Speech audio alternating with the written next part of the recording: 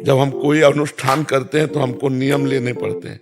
तो जैसे आपको भगवत आनंद का नियम लेना है तो पहली बात, किसी माता बहन की तरफ पाप दृष्टि मत रखो।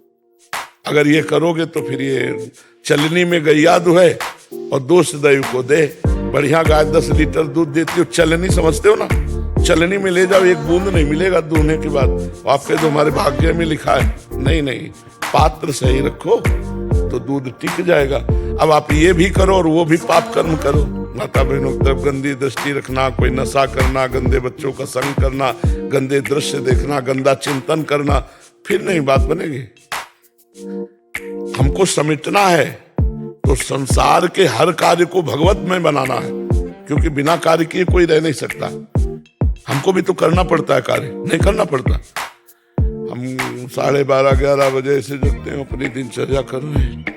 अब ये आपके साथ बैठे हमारा कार्य है, जैसे ऑफिस का कार्य है, किसानी का कार्य, ऐसे हम बाबा जी हमारा कार्य है। तो हम अपने कार्य को सम्यक रूप से, निस्वार्थ भाव से, कोई कामना रख करके नहीं, भगवान की प्रसन्नता के लिए करते, सब हो रहा है तो उनके सहारे हो जाओ, उनको समर्पित करो, अच्छे आचरण करो, सब ठीक हो जाएगा।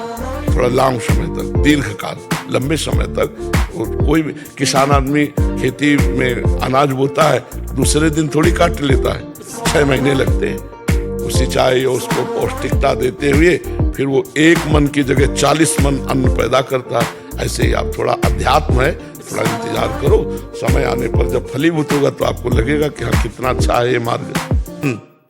मन है, जब तक मन नहीं मर जाता, भगवदानंद को प्राप्त नहीं होता, तब तक जीव को कर्म का भोग भोगना पड़ेगा। अवश्य में भोक्तव्यम कृतम कर्म शुभाशुभम, करता बनो तुम और भगवान के ऊपर छोड़ दो तो फिर भोगना पड़ेगा। ऐसा थोड़ी, अच्छा करोगे अच्छा भोगना पड़ेगा, बुरा करोगे बुरा भोगना पड़ेगा।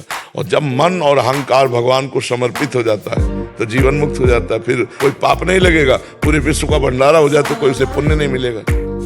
कर्ता भाव रहित होना, तभी तो कर्ता भाव से हो। अभी कहाँ इस भाव में आ गए कि जो हो रहा है भगवान की इच्छा से हो रहा है। यहाँ भगवान विराजमान हो गए, प्रकाशमान हो गए, अब जो होगा तो उसके द्वारा कुमार्गामी प्रवृत्ति थोड़ी होगी। कुमार्गामी प्रवृत्ति नहीं होगी, पाप नहीं होगा तो दुख ही नहीं मिलेगा, कोई समस्या ही नहीं है, फिर प्रश्न ही नहीं है, क्योंकि भगवान के द्वारा हो रहा है तो मैं करता नहीं तो प्रश्न कैसा। समझ पा रहे हो आप?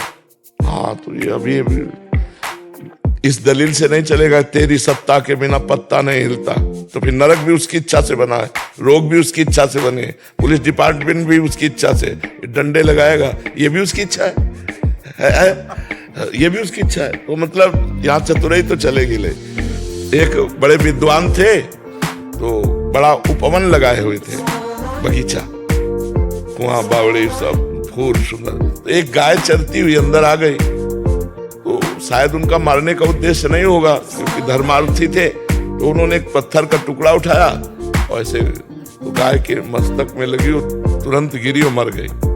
अब गौ हत्या प्रकट हो गई। गौ हत्या सामने आई और कहा, पंडित जी स्वीकार करो मुझे, तुमने अभी गौ हत्या की। बड़े विद्वान थे, उन्होंने तुरंत, देवराज इंद्र का वास हाथ में है, जैसे चरणों में विष्णु का वास है, अलग अलग देवताओं का, उनका देवराज इंद्र ने मारा क्योंकि हाथ में पत्थर और पत्थर से ऐसे, ये देवराज इंद्र के पास वो गौ हत्या देवराज इंद्र के पास गई। तो इंद्र ने कहा, हमने कब गौ हत्या की? बोले आपका हाथ में वास है, वो ब्राह्मण, बोले शास्त्र में ऐसा वर्णन है तो आपको भोगना पड़ेगा। बोले उसमें 2 विभाग किए गए, एक पाप कर्म और एक पुण्य कर्म।